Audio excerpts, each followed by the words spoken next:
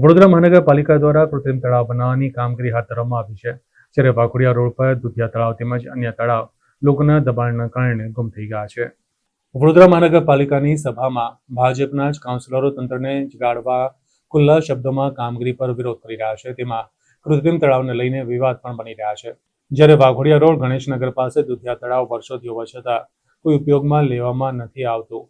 તદુપરાંત ત્યાં ગેરકાયદેસર માથાભારે શખ્સો દ્વારા દબાણ ઉભા કરી દીધા છે. તેમજ અન્ય એવા બીજા તળાવ પણ છે, ત્યાં લોકોએ દબાણ કરીને કબજો કરી દીધો છે. તેના પર મહાનગરપાલિકાના municipal commissioner, mayor, standing chairman, કાઉન્સિલરો કેમ કોઈ કાયદેસરના પગલાં નથી પડતા?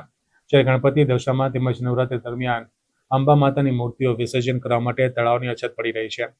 જ્યારે કે ગાયકવાડી શાસનના સમયથી વડોદરા શહેરમાં અનેક તળાવો એવા છે જે પાલિકાના ચોપડા પર છે, પરંતુ જગ્યા પર એ તળાવ હાલ ગુમ થઈ ગયા છે. આવી જ પરિસ્થિતિ વાઘોડિયા રોડ પર હનુમાન ટેકરી પાસે આવેલ દુધિયા તળાવની છે. આ દુધિયા તળાવ વર્ષોથી મહાનગરપાલિકાના ચોપડા પર છે. તેવા તળાવમાં પાણી પણ છે, પરંતુ આજુબાજુ ગેરકાયદેસર દબાણના કારણે તળાવ તદ્દન ગુમ થઈ ગયું છે અને તળાવની જગ્યામાં ગેરકાયદેસર પ્રવૃત્તિ થઈ રહી છે, જેને લઈને આજુબાજુના રહીશો પણ ભારે પરેશાન છે.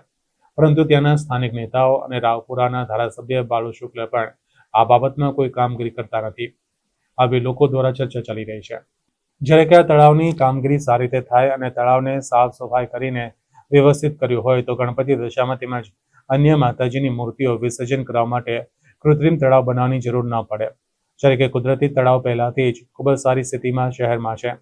આવી રીતના અનેક તળાવ વડોદરા શહેરમાં ગુમ થઈ ગયા છે, જેને કટિબદ્ધ ન્યૂઝ ચેનલ દ્વારા મહાનગરપાલિકા જાગે તે માટે તેને દેખાડવા માટે ફોટા સહિતની કામગીરી આવનાર સમયમાં કરવામાં આવશે.